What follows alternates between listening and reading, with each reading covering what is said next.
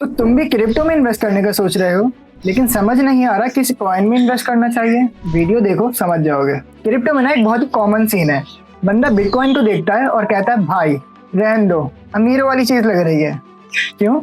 क्योंकि कीमत लाखों में जो ठहरी। तो बंदा क्या करता है, बोलता है बिटकॉइन को छोड़ो, किसी नए कॉइन पे इन्वेस्ट करते हैं।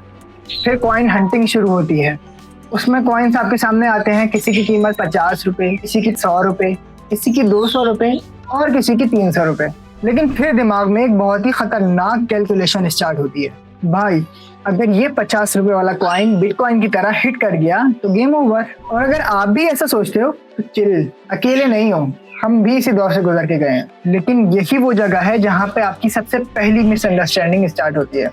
क्रिप्टो में सिर्फ थोड़ा सस्ता कॉइन देखकर एक्साइटेड हो जाना बहुत ही रिस्क की चीज है, क्योंकि यहाँ पे प्राइस से ज्यादा कुछ मैटर नहीं करता। और आज हम 3 सिंपल चीजें समझेंगे। पहली, चीप कॉइन का मतलब ज्यादा प्रॉफिट क्यों नहीं होता। दूसरी, ये मार्केट कैप नाम की चीज असल में होती क्या है। और तीसरी, बिगिनर को स्टार्ट कहाँ से करना चाहिए। और एंड तक ये कंफ्यूजन खत्म हो जाएगी। चीप कॉइन अपॉर्चुनिटी है या बस इमोशनल डैमेज? आओ देखते हैं।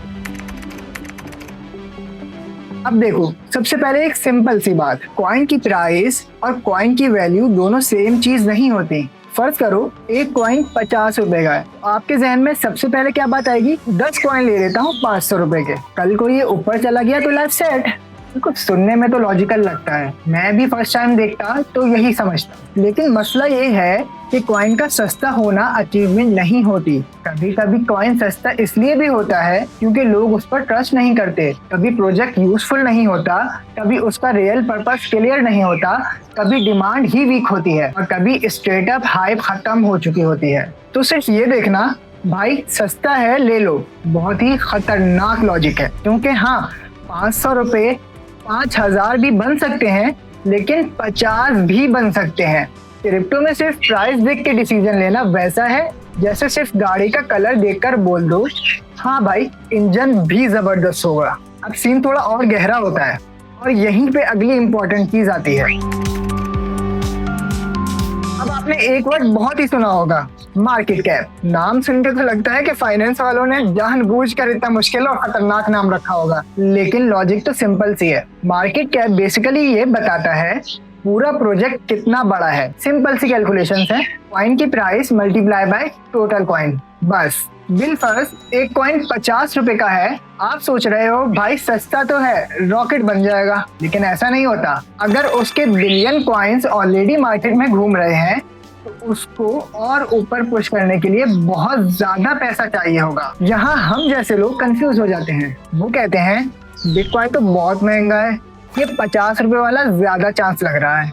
लेकिन ग्रोथ सिर्फ सस्ती प्राइस से नहीं आती, ग्रोथ आती है ट्रस्ट से, डिमांड से, रियल यूज से और मार्केट कैप से। असल सवाल ये नहीं होता कॉइन कितने रुपए का है, असल सवाल ये होता है ये प्रोजेक्ट एक्चुअली कितना स्ट्रॉन्ग है। और सच्ची बात, ये वाली थिंकिंग समझ गए तो बहुत से इमोशनल डिसीजन से बच सकते हो। अब सवाल ये है कि स्टार्ट कहाँ से करें। मेरा पर्सनल पीओवी क्या है, अगर तुम बिगिनर हो तो पहले बिटकॉइन को समझो। लेकिन एक और इम्पोर्टेंट चीज, मैं ये नहीं कह रहा कि बिटकॉइन में प्रॉफिट गारंटीड है, क्योंकि रिस्क तो फिर भी हो सकता है, क्रिप्टो है बॉस। लेकिन अगर स्टार्टिंग पॉइंट की बात की जाए तो बिटकॉइन कंपैरेटिवली बहुत ही सेंसिबल कॉइन है। क्यों? क्योंकि ये सबसे एस्टेब्लिश प्रोजेक्ट है, सबसे ज्यादा ट्रस्टवर्दी है और सबसे लंबी हिस्ट्री इसी की है। अब अक्सर लोग इसे डिजिटल गोल्ड वाली कैटेगरी में भी देखते हैं। ट्रेडिशनल फाइनेंस भी इसे सीरियसली लेना स्टार्ट हो चुकी है। तो बिगिनर के लिए मेरी सिंपल सी सजेशन यही है कि पहले बिटकॉइन को समझो, ये क्यों वैल्यूएबल है, लोग उस पर ट्रस्ट क्यों करते हैं, मार्केट इसे इतना सीरियसली क्यों लेती है। उसके बाद बाकी कॉइन्स कंपेयर करो।